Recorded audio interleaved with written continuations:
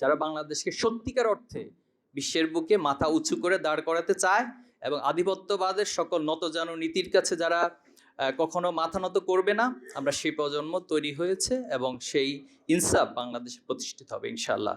হাদি ভাইয়ের বিষয়ে আপনারা সকলে অবগত আছেন যে তিনি সবসময় শাহাদাতের মৃত্যু কামনা করেছেন এবং ওনার রিসেন্ট টাইমের অনেকগুলো বক্তব্যে তিনি এই কথাগুলো বলেছেন যে উনি শাহাদাতের মৃত্যু কামনা করেন এবং মানুষ বেশি দিন বেঁচে থাকার মধ্যে কোনো কল্যাণ নেই, কিন্তু অল্প সময় বেঁচে থেকে সমাজে, রাষ্ট্রে, পৃথিবীতে যে একটি ইম্প্যাক্ট তৈরি করা যায় সেটা আমরা শহীদ ওসমান বিন হাদি ভাইয়ের জীবনী থেকে দেখেছি। কোকো ও শিয়া বাটারের ইউনিক কম্বিনেশনে তৈরি Natura expert care body lotion স্কিনের ড্যামেজ হিল করে, ত্বক রাখে সফট ও ময়েশ্চারাইজ। লুকিয়ে আর কতদিন, বাই বাই ড্যামেজ স্কিন।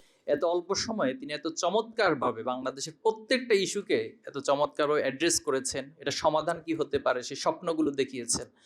তো আমরা এই কথা বলবো যে যারা এই পৃথিবীতে শাহাদাতের তামান্না লালন করে, যারা সব সময় নিজেদের দোয়ার মধ্যে আল্লাহর কাছে বলে আল্লাহ তুমি আমাদেরকে শাহাদাতের মৃত্যু দিও, তো তাদেরকে মৃত্যুর ভয় দেখিয়ে, তাদেরকে গুলি করে, তাদেরকে হত্যা করে যদি একটা আদর্শকে ধ্বংস করে দেওয়া যেত, তাহলে পৃথিবীতে, দুনিয়াতে কোনো আদর্শ বলতে আর কিছু থাকতো না।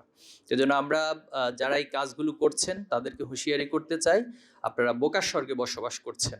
আপনারা হয়তো হাদি ভাইকে হত্যা করেছেন, কিন্তু এই জমিন থেকে যে হাজার হাজার লক্ষ লক্ষ হাদি তৈরি হওয়ার জন্য প্রস্তুত হয়ে আছে, তাদেরকে আপনারা হত্যা করতে পারবেন না। হাদি ভাইয়ের আদর্শকে কখনো আপনারা হত্যা করতে পারবেন না। এবং আমরা কথা দিচ্ছি, হাদি ভাইয়ের রক্তের প্রতি আমাদের দায় রয়েছে। এই দায় থেকে ইসলামী ছাত্র শিবির সহ বাংলাদেশের এই নতুন প্রজন্ম, যারা বাংলাদেশকে সত্যিকার অর্থে বিশ্বের বুকে মাথা উঁচু করে দাঁড় করাতে চায় এবং আধিপত্যবাদের সকল নতজানু নীতির কাছে যারা কখনো মাথা নত করবে না, আমরা সেই প্রজন্ম তৈরি হয়েছে এবং সেই ইনসাফ বাংলাদেশে প্রতিষ্ঠিত হবে ইনশাআল্লাহ।